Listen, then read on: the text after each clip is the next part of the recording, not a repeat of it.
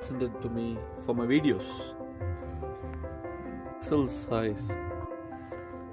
Morning all. Today I'm going to show you an experiment which contains two liquids.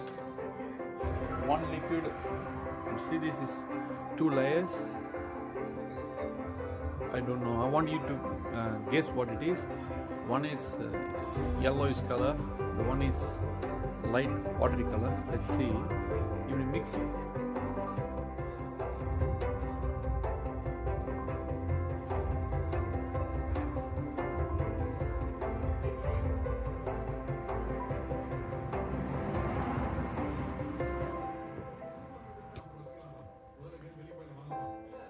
You mix it.